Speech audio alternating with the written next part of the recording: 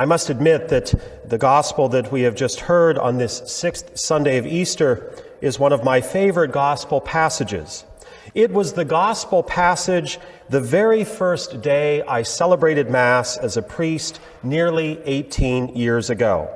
Now, one of the realities is most of the time when you celebrate Mass as a newly ordained priest, you are not the one who gives the homily.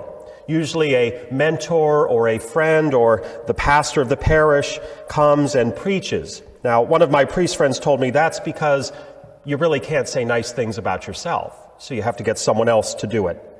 And I've always tried to remember back to some of the things that Father Fate, who was the homilist at my first Mass, said.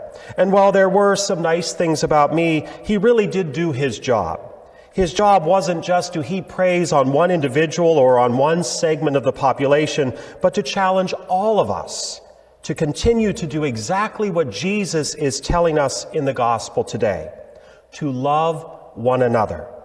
Not just in a casual way, not just in a when it's appropriate for me or when I feel I have time or if you love me more, I'll love you a little, but to truly love one another, to truly open ourselves up and give ourselves to one another.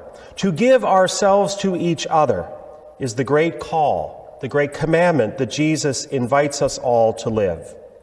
I must admit also my favorite line in this gospel passage is the line in the middle when Jesus says, "No one has greater love than this, to lay down one's life for one's friends." And then he immediately tells them, "I have called you friends." Think about that. Think about what a friend is. Think about the relationship of friends.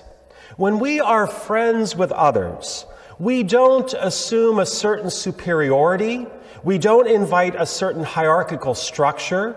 We don't set out to say, well, I'm better than you and he's better than me.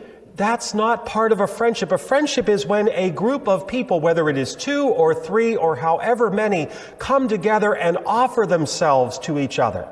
They offer themselves to each other in their joys and their sorrows, in their gifts and blessings, in their shortcomings.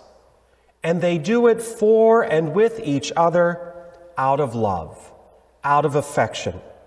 What an incredible gift Jesus gave the disciples in this passage, and what an incredible gift he gives us. For it is not just for those 11 men, it's not just for the others who were part of their company, it is for us today. We have been called friends by Jesus. We have been given the example of his love and his affection.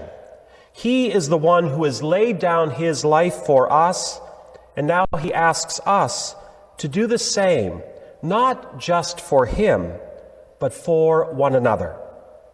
And the way in which we lay down our lives could be more appropriately translated to offer our lives up. To offer our lives up in service and in ministry, to have a greater sense of compassion and care and concern, to truly invest ourselves in each other's lives. That is the great commandment, to love one another, to share with one another, to forgive one another, to be there for one another. And that is how we all one day will come to live forever in that beautiful kingdom of light and peace and happiness. As we continue in this season of resurrection, as we continue to celebrate the joy of Easter, let us be very mindful of the blessings and the gifts that God offers us each and every day. Let us not squander those gifts. Let us not store up those gifts for ourselves, but let us share those gifts generously and lovingly each and every day.